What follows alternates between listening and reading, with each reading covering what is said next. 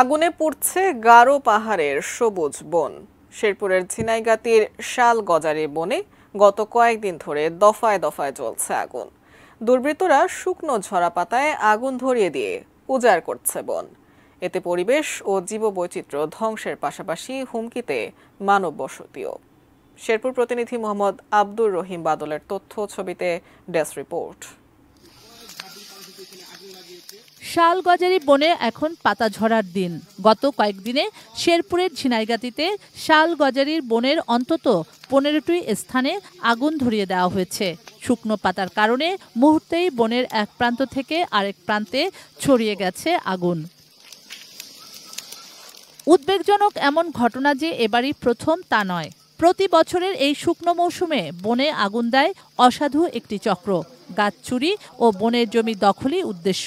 তাতে বনের অপূরণীয় ক্ষতির পাশাপাশি আশপাশের মানব বসতিও পড়ে আগুনের ঝুঁকিতে। যারা আগুন দেয় এটা তো ক্ষতি।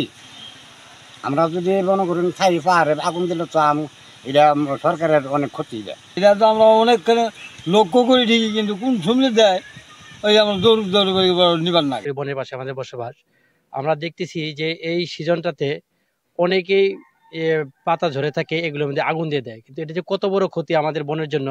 বারবার আগুনে শালগজারির চারা, ঝোপঝাড়, প্রাণী ও কীটপতঙ্গ ধ্বংস হয়ে যায়, বন্ধা হয়ে যায় মাটি, বিনষ্ট হয় বন্যপ্রাণীর আবাসস্থল। পরিবেশবিদদের আশঙ্কা, দুর্বৃত্তদের শাস্তির আওতায় আনা না গেলে ভবিষ্যতে বিলীন হয়ে যেতে পারে শেরপুরের গারো পাহাড়ের সংরক্ষিত বনাঞ্চল ও জীববৈচিত্র্য।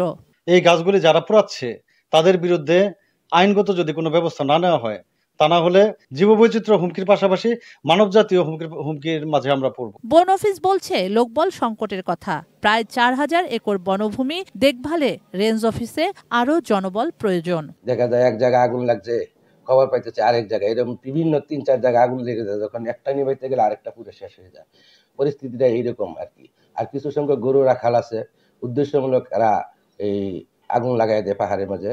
আইনগত ব্যবস্থা না নেওয়ায় বছরের পর বছর চলছে বন পোড়ানোর ঘটনা। আগুন দেওয়ার সঙ্গে জড়িতরাও রয়ে যাচ্ছে ধরাছোঁয়ার বাইরে। এতে ক্ষুব্ধ ও আতঙ্কিত বনের প্রতিবেশীরা। শুক্লা সরকার, ডেস্ক রিপোর্ট, এটিএন নিউজ।